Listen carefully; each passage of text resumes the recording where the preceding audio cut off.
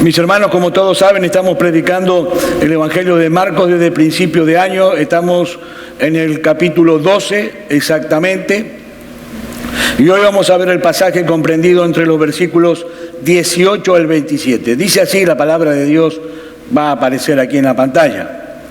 Entonces vinieron a él los saduceos, que dicen que no hay resurrección.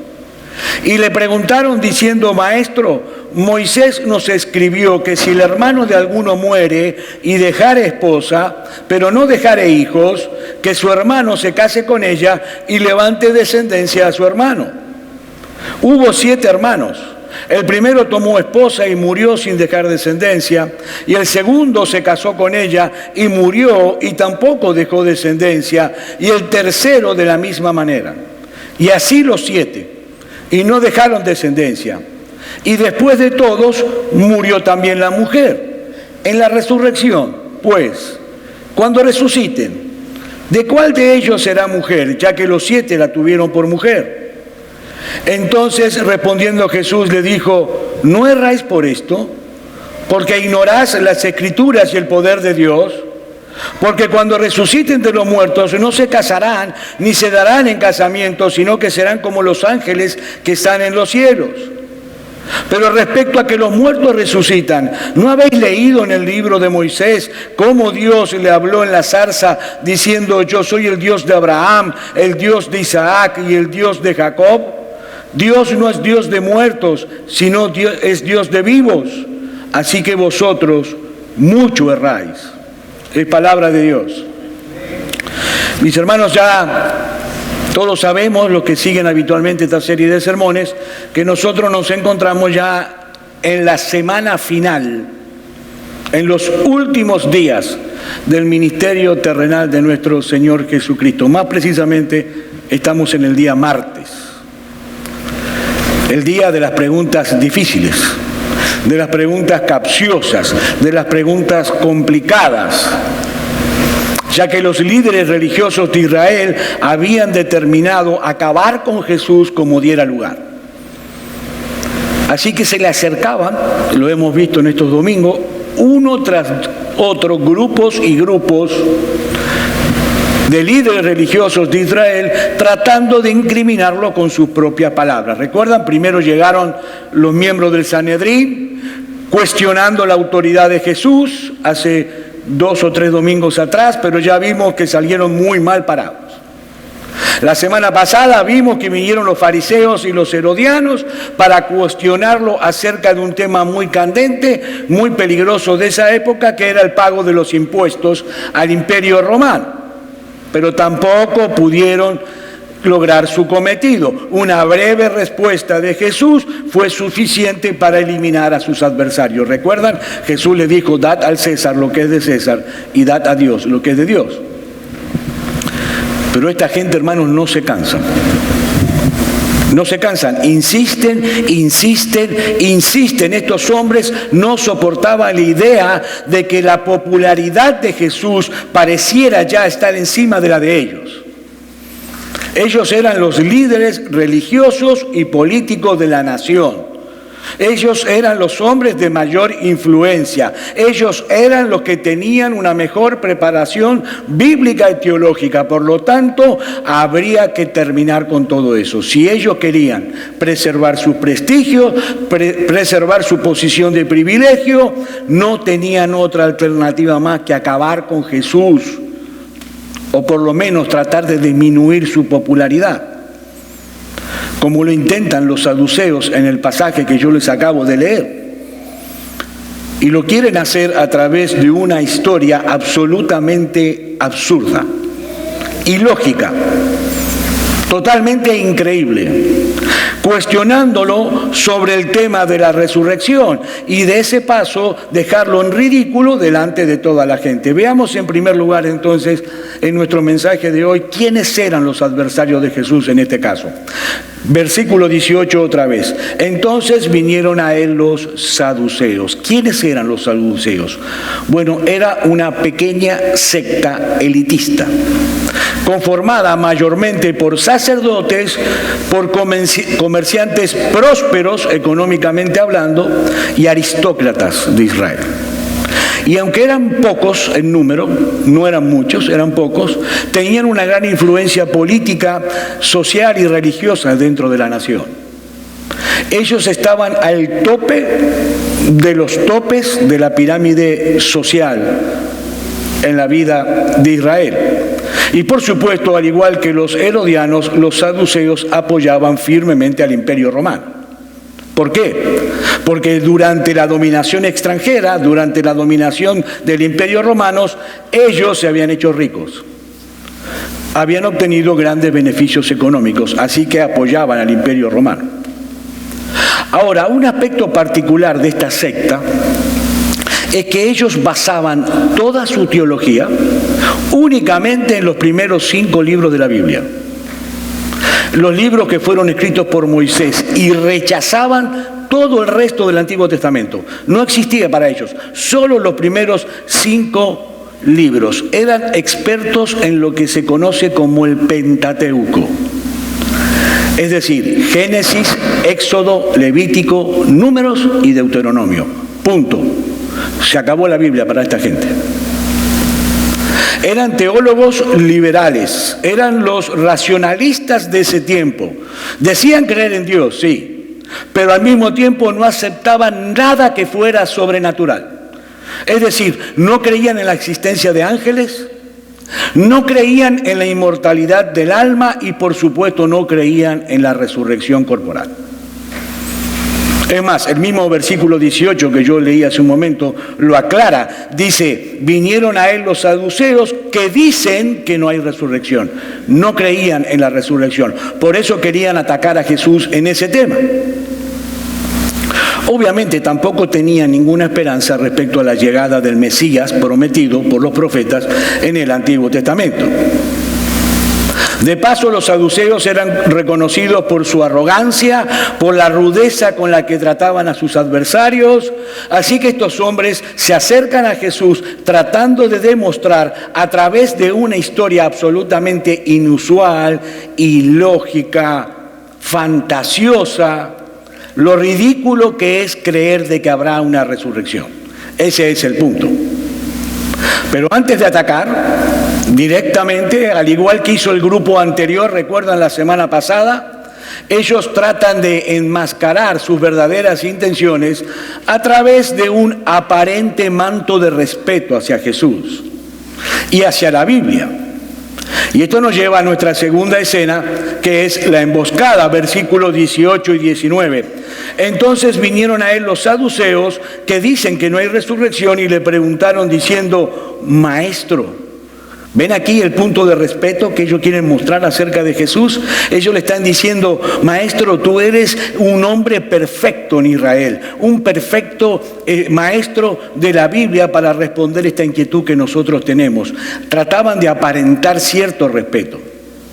Y le dicen, Moisés nos escribió que si el hermano de alguno muriere y dejara esposa, pero no dejare hijos, que su hermano se case con ella y levante descendencia a su hermano.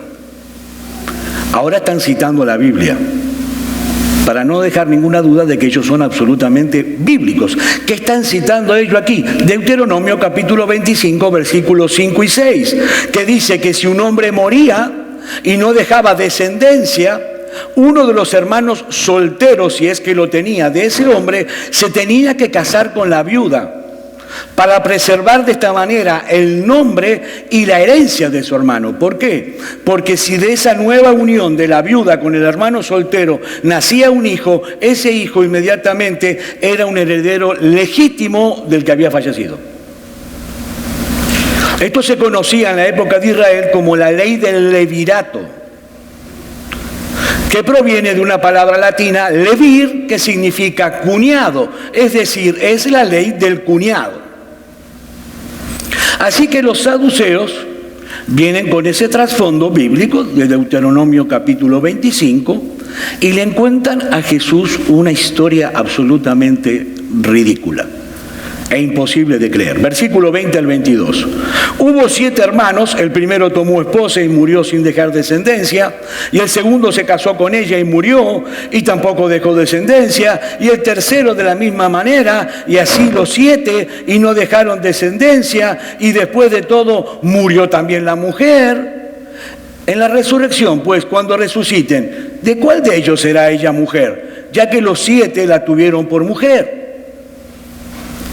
No olvidemos un detalle importante que yo acabo de decirles. Estos hombres no creían en la resurrección. Así que la pregunta es irónica. Con cierta risita irónica cuando dicen en la resurrección. Pues cuando resuciten, o sea, a ver Jesús, a ver, ¿tú qué crees en eso ridículo de la resurrección? Ven y soluciona este problema. Ahora, hermanos, esta historia, si la analizamos, es absolutamente absurda. Porque ¿cuántas probabilidades hay de que en una familia haya 7 hermanos varones, todos solteros?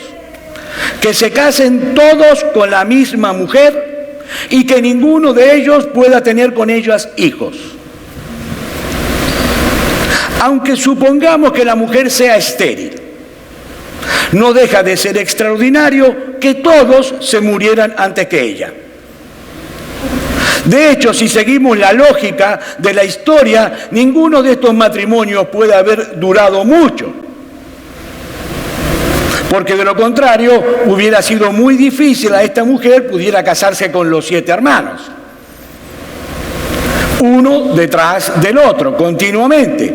Y que ninguno de ellos haya optado por casarse por su cuenta antes de casarse con esta mujer. Es decir, la historia es ridícula.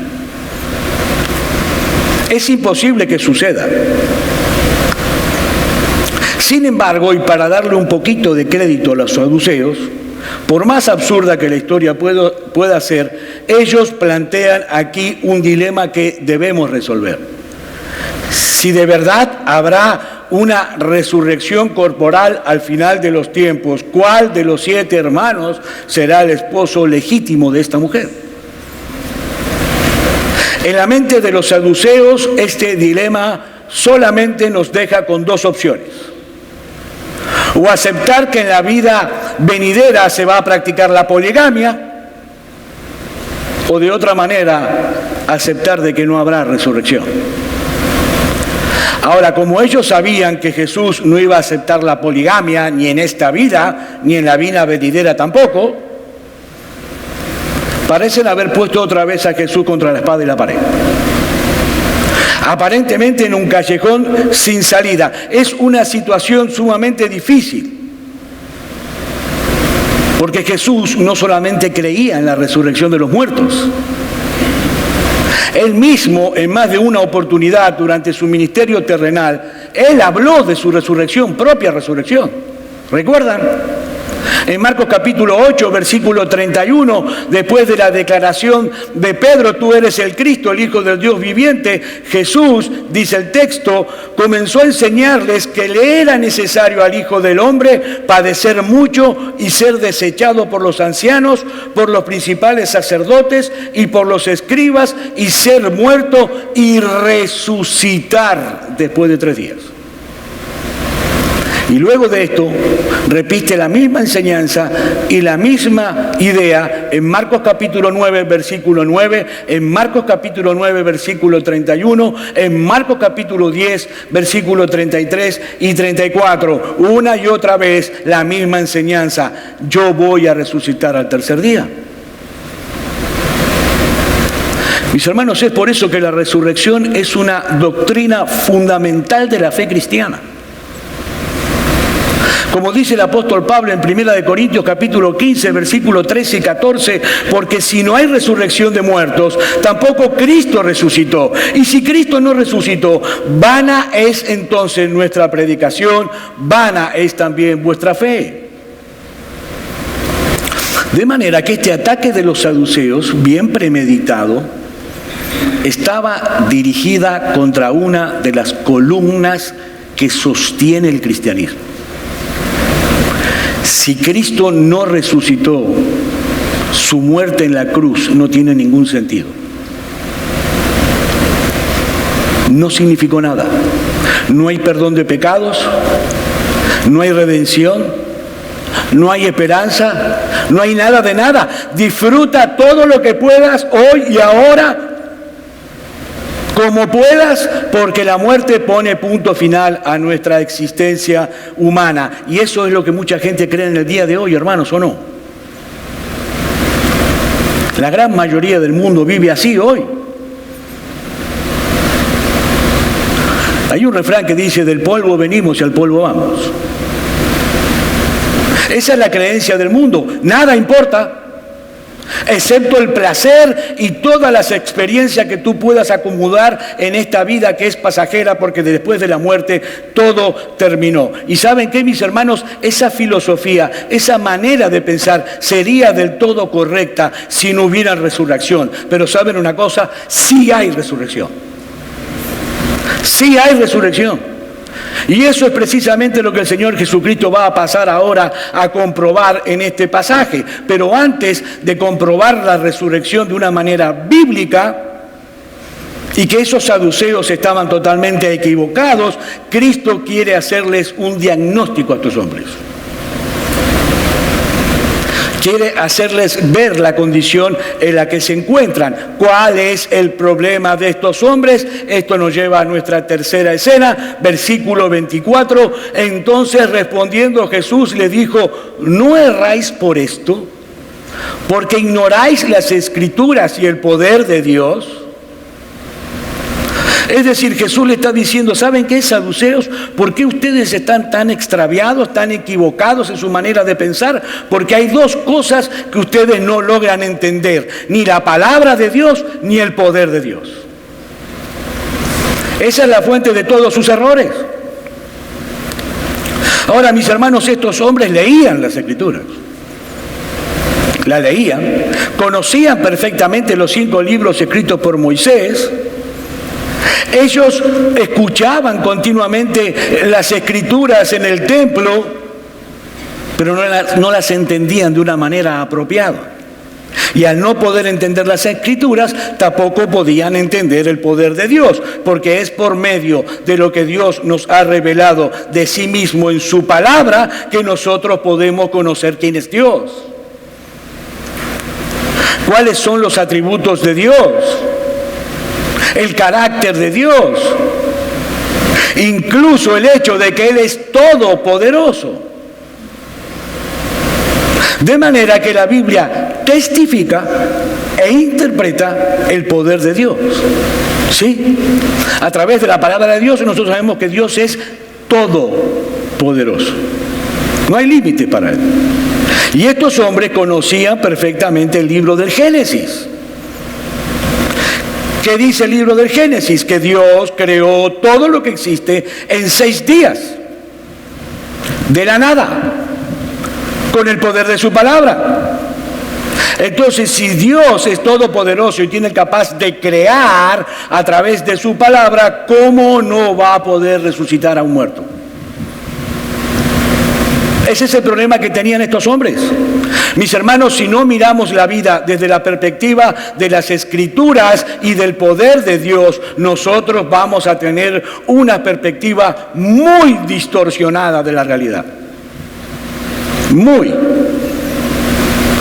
Todos nosotros, cristianos o no, necesitamos el manual del fabricante. Necesitamos la cosmovisión que Dios provee en su palabra para poder ver la vida como la vida realmente es. ¿Por qué el mundo está como está? ¿Cuál es la solución que Dios provee a la problemática del mundo? ¿Cuál es el verdadero propósito de nuestra existencia aquí en la tierra? Mis hermanos, qué bendición y qué privilegio tan grande es poder tener la palabra de Dios en nuestras manos. ¡Qué privilegio! Dice un comentarista, en la Biblia Dios comparte con nosotros su intimidad. Ahora, ¿saben una cosa? De nada sirve tener en nuestras manos las Escrituras, la palabra de Dios, creer que es la palabra de Dios, que es infalible, que es inerrante, que es perfecta, si no estamos creciendo en el conocimiento de esa palabra de Dios. No sirve de nada. Es muy triste para mí como pastor ver a muchos creyentes, muchos cristianos que andan totalmente desorientados en varias áreas de su vida porque no se están nutriendo correctamente de la palabra de Dios como deben.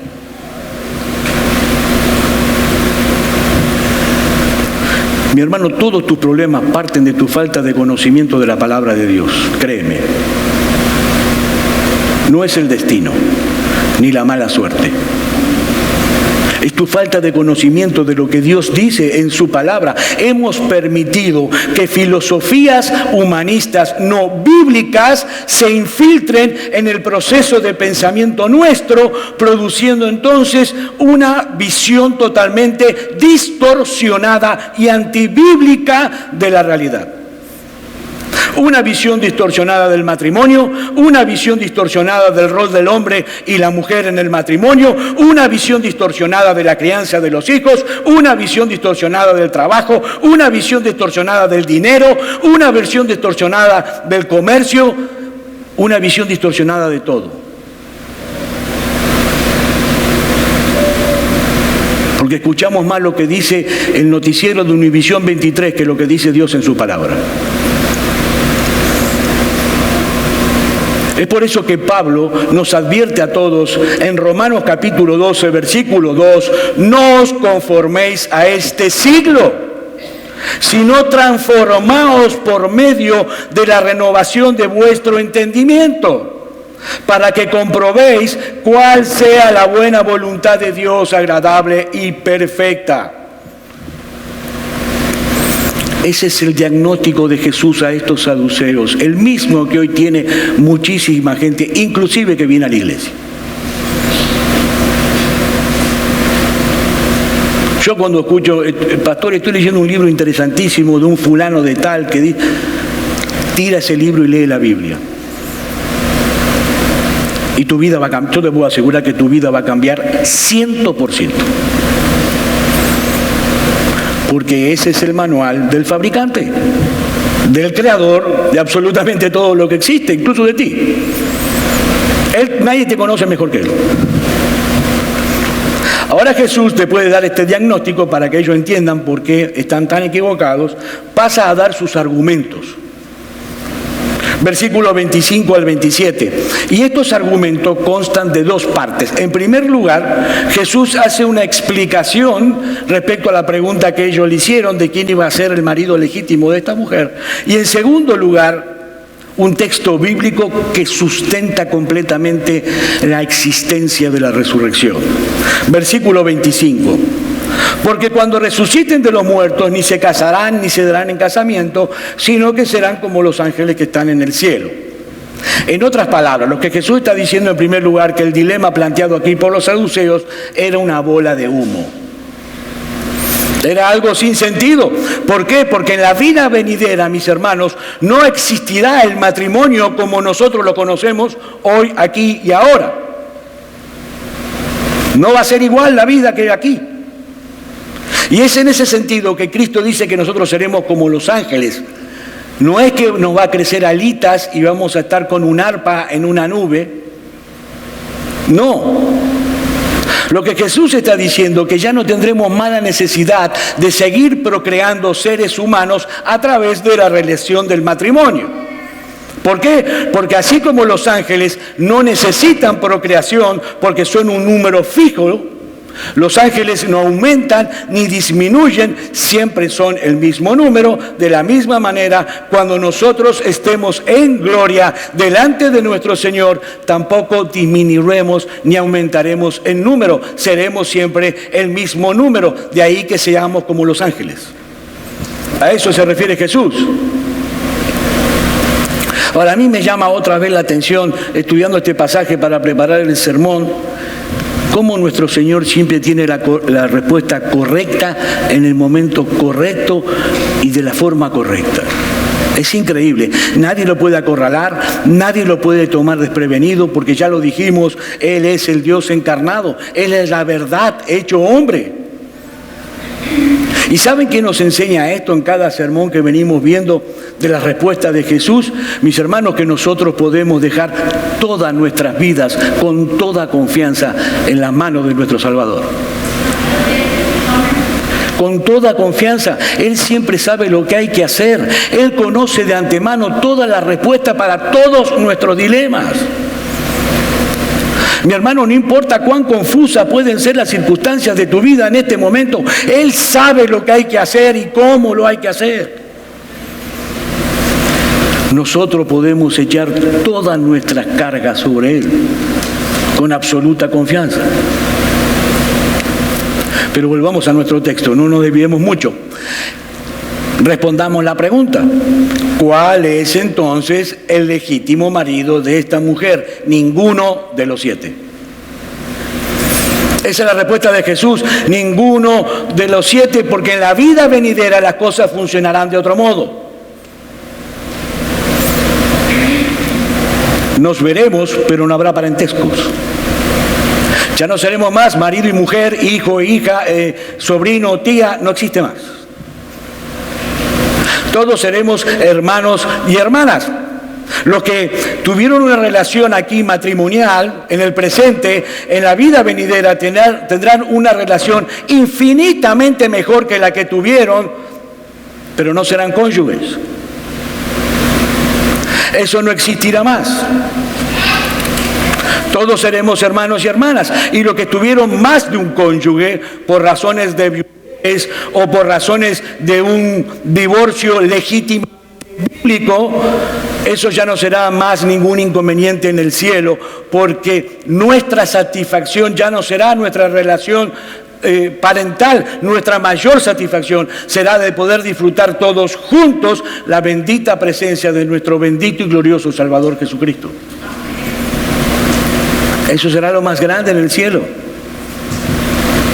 No olviden, mis hermanos, el propósito real de la relación matrimonial en esta tierra es llegar a ser una parábola viviente de la relación de Cristo con la iglesia. Eso es lo que el apóstol Pablo enseña en Efesios capítulo 5. El matrimonio está supuesto a ser una representación visible de la relación de Cristo con su iglesia, de manera que cuando lleguen las bodas del Cordero, esas relaciones matrimoniales temporales y pasajeras dejarán de ser para dar paso a la relación matrimonial permanente y eterna, la de Cristo con su iglesia. Y de paso, esto para los matrimonios, yo lo leía, ¿ves? Decir que nuestro matrimonio debe ser una representación visible de la relación de Cristo con la iglesia. Yo le preguntaría, ¿cuántos su matrimonio parece una relación de Cristo con la iglesia? Es un estándar muy alto para nosotros. Nuestro matrimonio debe ser una representación gráfica. La gente, cuando te ve a ti y a tu esposa, debe ver la relación de Cristo con la iglesia. Y Cristo amó a la iglesia hasta dar su vida por ella.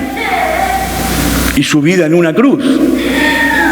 Mis hermanos, cuando nosotros lleguemos a la presencia del Señor, todas las células cancerosas del pecado que hacen del matrimonio a veces una situación muy difícil habrán desaparecido para siempre. Todas las debilidades y todas las reacciones pecaminosas que hoy vemos, las tuyas y la de tu cónyuge, desaparecerán por completo si somos cristianos. Es diferente, dice el Señor. Ninguno de los 7 será el legítimo marido de esta mujer, porque las relaciones serán diferentes. Pero ahora viene el texto bíblico, en segundo lugar, que sustenta nuestra creencia en la resurrección. Versículos 26 y 27. Pero respecto a que los muertos resucitan, ¿no habéis leído en el libro de Moisés cómo le habló Dios en la zarza diciendo: yo soy el Dios de Abraham, el Dios de Isaac y el Dios de Jacob? Dios no es Dios de muertos, sino Dios de vivos, así que vosotros mucho erráis. Recuerden otra vez, si hay algo que estos hombres se jactaban en conocer al dedillo, a la perfección, era el Pentateuco. Los primeros 5 libros de la Biblia escritos por Moisés. Y ahora Jesús, en una genial sabiduría, le preguntan: ¿Ustedes no leyeron el capítulo 3 del libro de Éxodo? Porque eso es lo que cita Jesús aquí. Éxodo capítulo 3, versículo 6. Que ellos supuestamente sabían casi de memoria. ¿No lo leyeron ese pasaje? Ahora, muchos pueden llegar a leer este pasaje, pueden pensar, yo lo pensé la primera vez que lo leí este pasaje, hace muchos años atrás, ¿por qué Jesús usa este pasaje en Éxodo capítulo 3? Para sustentar la resurrección. Porque este es un texto que necesita de cierta argumentación para sustentar la resurrección. Cuando en el Antiguo Testamento hay muchísimos textos que son mucho más claros y directos respecto a la resurrección. Por ejemplo, Salmo 49, versículo 15. Pero Dios redimirá mi vida del poder del Seol, porque Él me tomará consigo. Clarísimo. O el Salmo 73, versículo 24. Me has guiado según tu consejo y después me recibirás en gloria. Más claro, el agua. Y lo mismo se enseña en Oseas capítulo 6, versículo 1, en Isaías capítulo 26, versículo 19, en Daniel capítulo 12, donde dice claramente que los muertos serán despertados, uno para vida eterna, otro para confusión perpetua. Clarísimos esos textos. Sin embargo, Jesús decide citar Éxodo capítulo 3, versículo 6. ¿Por qué? Porque precisamente Éxodo es uno de los 5 libros de la Biblia escritos por Moisés. Los 5 libros que estos hombres decían conocer al dedillo. Es decir, el Señor va a pelear la batalla en su propio terreno. En el terreno de ellos. Y se trata, si lo recordarán, el pasaje en Éxodo capítulo 3, versículo 6, donde Dios se le aparece a Moisés en la zarza ardiendo, ¿recuerdan? Y le dice, yo soy el Dios de Abraham, el Dios de Isaac y el Dios de Jacob. Ahora, un detalle interesante. Estos 3 patriarcas de Israel habían muerto en ese momento cientos y cientos y cientos de años antes. Jesús está argumentando aquí que si la vida de estos 3 patriarcas hubiera finalizado con la muerte, como dicen los saduceos, Dios se hubiera equivocado al decir esa frase. Dios se equivocó. Dios tendría que haber dicho entonces, yo fui el Dios de Abraham. Yo fui el Dios de Isaac y yo fui el Dios de Jacob en tiempo pasado. ¿Por qué? Porque ellos murieron y la vida terminó. Es decir, cuando ellos estaban vivos, yo fui su Dios y ellos eran mi pueblo. Yo cuidé de ellos, yo velé por ellos, pero eso pasó porque ellos murieron hace muchos años atrás y todo terminó. ¿Eso es lo que dice Dios? No. ¿Qué dice Dios en Éxodo 3, versículo 6? Yo soy el Dios de Abraham, yo soy el Dios de Isaac y yo soy el Dios de Jacob. En tiempo presente, ahora, aquí, muchos años después de su muerte, yo sigo siendo el Dios de ellos y ellos siguen teniendo a mí por Dios porque están más vivos que nunca. Más vivo que nunca. Ellos hoy continúan adorando y alabando al Cordero, al Dios vivo y verdadero, porque ellos hoy están en la presencia de Dios. Mis hermanos, nuestro Dios no es un Dios de muertos, es un Dios de vivos. Los cadáveres en el cementerio no pueden tener ninguna relación con Dios. Son cadáveres, huesos. Pero las almas de aquellos que murieron en Cristo están vivas hoy en su presencia, esperando el glorioso día de la resurrección.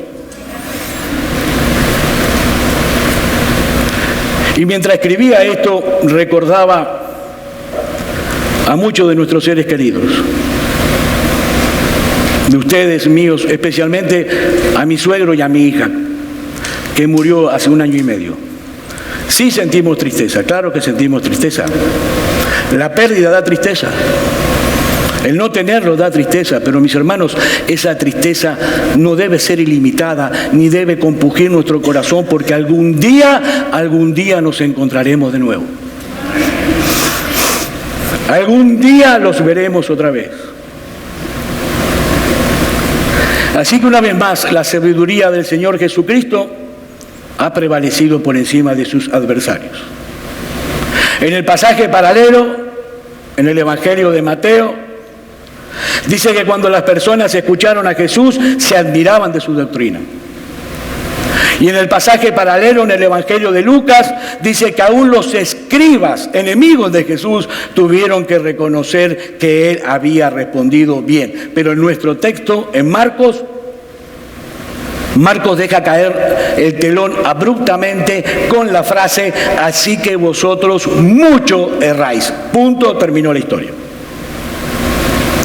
Estos saduceos quisieron ridiculizar a Jesús, quisieron hacerlo quedar como un tonto delante de la gente, pero al final de la historia, mis hermanos, creo que ha quedado más que evidenciado quién realmente eran los necios aquí. Para terminar, mis queridos hermanos, miren, cuando nosotros estudiamos un pasaje como este, debe llenarnos a todos de consuelo, porque la muerte no tendrá la última palabra con nosotros. Dijo Benjamin Franklin que hay solo dos cosas seguras en la vida: los impuestos y la muerte. Y aunque estamos en Estados Unidos, los impuestos pueden ser evadidos, pero la muerte no. No. Pero la muerte no tendrá la última palabra, hermanos. Porque nuestro bendito y glorioso Salvador venció a la muerte en el cruz de Calvario. Y eso nos asegura que algún día todos nosotros estaremos en la presencia de nuestro Señor en cuerpo y alma glorificados. Cada partícula de nuestro cuerpo será perfeccionada y nuestras almas serán perfectas y completamente santificadas. Amaremos y adoraremos a Dios perfectamente, y con esa misma clase de amor nos amaremos los unos a los otros. Nunca más tendremos una mala motivación en nuestro servicio a Dios. Nunca más tendremos que luchar contra nuestros pecados. Nunca más, mis hermanos, tendremos una razón para llorar que no sea de alegría. Dice el Salmo 16, versículo 11: me mostrarás la senda de la vida, en tu presencia y plenitud de gozo, delicias a tu diestra para siempre. Y dice un conocido autor: nunca más estaremos cansados, nunca más estaremos aburridos, nunca más estaremos desanimados y nunca más seremos decepcionados. Será gozo tras gozo tras gozo para siempre, por los siglos de los siglos. Así que consuélate, mi hermano. Consuélate en medio de tu aflicción con la bendita doctrina de la resurrección. Pero al mismo tiempo, anímate. Anímate a servir más intensamente aquí y ahora a tu Señor, sabiendo que todo lo que tú hagas para Él algún día tendrá recompensa. Esa es la conclusión a la que llega Pablo en el capítulo 15 de Primera de Corintios. Dice el versículo 58: así que, hermanos míos, amados, estad firmes y constantes, creciendo en la obra del Señor siempre, sabiendo que vuestro trabajo en el Señor no es en vano. Anímate a servir a tu Señor. No importa que no sea predicando la palabra parado en un púlpito delante de toda la gente. No importa que nadie lo note. Tal vez los dones que Dios te ha dado a ti sean para hacer cosas en privado que nadie ve. Pero ¿sabes qué? Algún día tú recibirás tu recompensa. Mis hermanos, no vivamos como estos saduceos, creyendo que esta vida es todo lo que hay y nada más. ¿Tú crees que habrá una resurrección? ¿Realmente tú crees que esta vida es temporal y pasajera y aquella es eterna? Si es así, mi hermano, comienza a hacer tesoros en el cielo y no aquí en la tierra. Dice Colosenses capítulo 3, versículos 23 y 24: y todo lo que hagáis, todo, Absolutamente todo lo que hagáis, hacedlo de corazón, como para el Señor y no para los hombres, sabiendo que del Señor recibiréis la recompensa de la herencia, porque a Cristo el Señor servís. Trabaja para el reino, mi hermano, sin cesar, porque hay resurrección. Esta vida no es todo lo que hay resurrección. Y mi amigo, si tú estás esta mañana aquí entre nosotros sin Cristo reinando en tu corazón, es mi deber decirte sinceramente que esta doctrina bíblica de la resurrección no es una buena noticia para todos. El mismo Jesús lo enseñó en Juan capítulo 5, versículo 29. Y los que hicieron lo bueno saldrán a resurrección de vida, mas los que hicieron lo malo a resurrección de condenación. Todos van a resucitar, todos. Pero no todos estarán en el mismo estado y en el mismo lugar, mi amigo. La pregunta del millón es, ¿dónde estarás tú aquel día? ¿De qué lado estarás tú aquel día? Recuerda, nuestro Dios no es un Dios de muertos, es un Dios de vivos. Y la Biblia nos enseña claramente que la vida espiritual, la vida verdadera, solo se encuentra en Cristo Jesús. Ven a Cristo, mi amigo. Ven a la cruz, ahora, allí donde estás, en este momento, abrázalo por medio del arrepentimiento y de la fe. Y créeme, el Dios vivo y verdadero será tu Dios para siempre. A partir de ese momento, por los siglos de los siglos. Pídele a Él en esta mañana que tenga misericordia de ti. Vamos a orar.